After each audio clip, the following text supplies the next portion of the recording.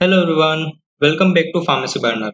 It is the part 2 of Anatomy and Physiology of the Heart, which include introduction, valves of the heart, blood vessels of the heart, and blood flow through the heart. So we will start from some basic introduction. The heart is made up of four chambers, two arteria and two ventricles, which is divided into left and right side by a thick wall-like structure called as septum. Heart जो होता है वो चार chamber से मिलकर बना होता है, जिसके अंदर दो आर्टरिया होते हैं और दो वेंट्रिकल्स होते हैं। उसके अलावा ये लेफ्ट और राइट साइड से डिवाइडेड होता है। एक थिक वॉल लाइक स्ट्रक्चर होता है जिसको हम सेप्टम कहते हैं। जैसा कि आप इस पिक्चर में देख सकते हैं, जो मिडिल पोर्शन होता है उसको हम सेप्टम कहते हैं। नाउ कौन कौन से चैम्बर्स उसके अंदर होते हैं?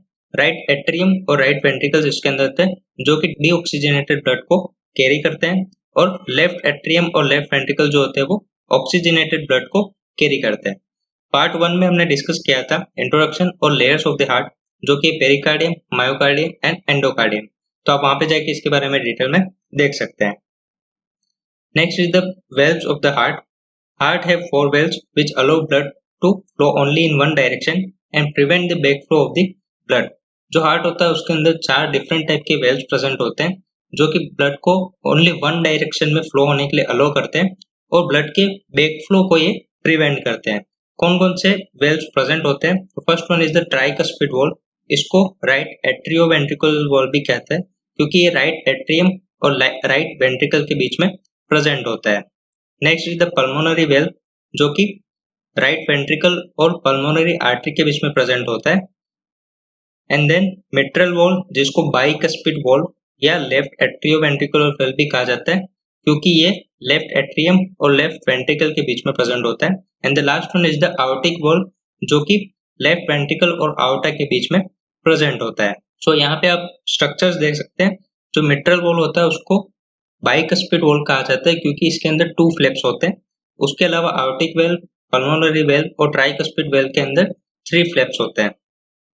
ट्राइकस्पिड को इसलिए ट्राइकस्पिड कहा जाता है क्योंकि इसके अंदर भी थ्री फ्लैप्स प्रेजेंट होते हैं। Next is the blood vessels of the heart. Blood vessels circulate the blood through the body and transfer it back to the heart and lungs of the body. जो blood vessels होती है वो blood को पूरी body के अंदर circulate करती है और डीऑक्सीजनेटेड ब्लड को वापस हार्ट तक और लंग्स तक पहुंचाने में हेल्प करती है। नाउ कौन कौन सी मेन ब्लड वेसल्स प्रेजेंट होती है? तो superior and inferior vena cava जो होते हैं वो डीऑक्सीजनेटेड ब्लड को हार्ट तक लाती है। देन पल्मोनरी आर्टरी जो होता है वो डीऑक्सीजनेटेड ब्लड को लंग्स तक ट्रांसफर करती है। जो डीऑक्सीजनेटेड ब्लड है वो ऑक्सीजनेटेड हो जाता है, तो पल्मोनरी वेन्स के थ्रू वो हार्ट तक आता है और आउटा के थ्रू वो पूरी बॉडी के अंदर सर्कुलेट होता है। Next is the flow of the blood through the heart. So यहाँ पे हम देख सकते हैं बॉडी के टिश्यू से जो डीऑक्सीजनेटेड ब्लड होता है वो हार्ट तक पहुंचता है, तो वो सुपीरियर और इंफीरियर वेना कावा से हार्ट तक पहुंचता है। सुपीरियर वेना कावा जो होती है वो बॉडी के अपर पार्ट से डीऑक्सीजनेटेड ब्लड को हार्ट तक लाती है, और इंफीरियर वेना कावा जो होता है वो बॉडी के डाउन साइड पार्ट से डीऑक्सीजनेटेड ब्लड को हार्ट तक लाती है। नाउ वेना कावा के बाद वो जाता है राइट एट्रियम के अंदर। राइट एट्रियम से वो राइट वेंट्रिकल में पहुंचता है ट्राइकस्पिड वॉल्व को क्रॉस करके।